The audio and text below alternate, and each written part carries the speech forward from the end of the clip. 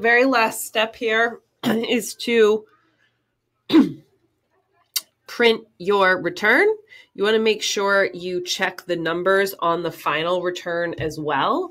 You know, sometimes you hit something on accident or whatever. You've always got to check the final PDF because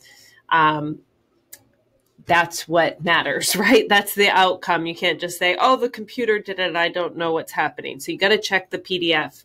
And you can see I have the check numbers there. And I also have, if I update this,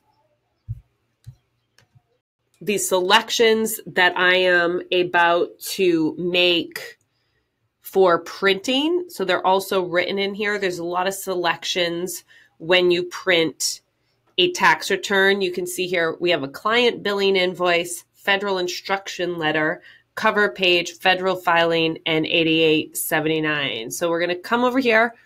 Make sure to review your main forms, starting with Form 1040. All the schedules are here below. Make sure to check all your numbers, drill in if anything's wrong. Once you've got it all right, post in the forum if you have questions. Go print form. There's multiple ways that you can do this. So if you find your own, that's fine. I'm sorry, I'm not going to go print form. I'm going to go save client return as PDF. See it about 5 options down. Save client return as PDF. This is where you can select the client billing invoice, federal instruction letter, cover page, federal filing, and Form 8879. And that's it. And then say continue. And this, if you have the first option, you would have been to a printer, but it doesn't even allow you to do that since you selected print to PDF. All you're going to do below this selection, send output to PDF, is browse and choose where you want to save the file. The file will be named the name of the file in TaxAct. And then you can just say, okay, you can leave these settings as they are. From there, you'll be able to open it, go to the PDF file, open it, and review it over. So you have your, this is the cover letter.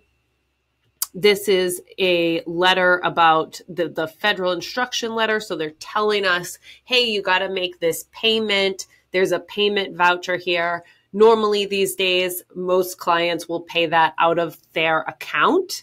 Especially if they're getting a refund, they'll enter their bank account number.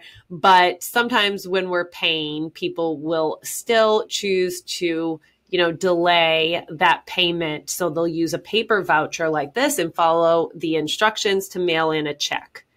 And be sure to review this. This is what I'm going to look at to make sure the numbers are right. Let me know if you have any questions. And make sure that you also have attached, we should have a Schedule C. This is the business return that we're all about here.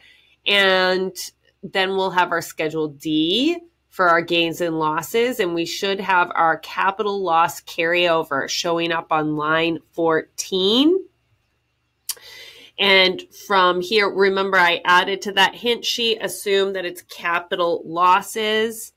And that flows over. And so we have a $3,000 loss allowed this year. And that's flowing to Schedule 1. Then you can see the worksheet. You're welcome to come back and pause this video if you want to look at anything more closely. This is our Schedule SE for calculating self-employment taxes. This amount is our self-employment tax deduction on the bottom of Schedule 1.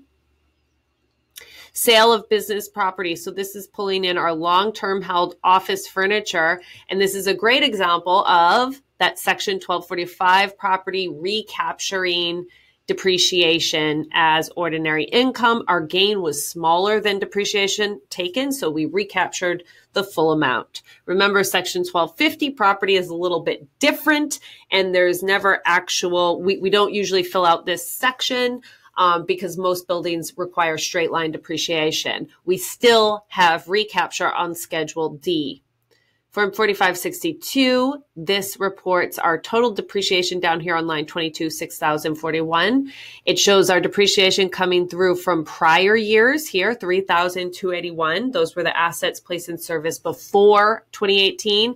And then we're adding in our asset that was placed in service, the 5-year property this year, which was our office equipment. Okay, and is that it? That is all. We should have some worksheets for depreciation, but they didn't print with those selections. That's fine. You can pause it again to review any areas of the PDF and then just submit your PDF and also type in how long this assignment took you. Don't spend hours on anything. Come ask. Come to office hours. I have them posted in the assignment. I may even have a special time for us after if people have questions and want to come. So just let me know if you want help. Okay. Bye, guys.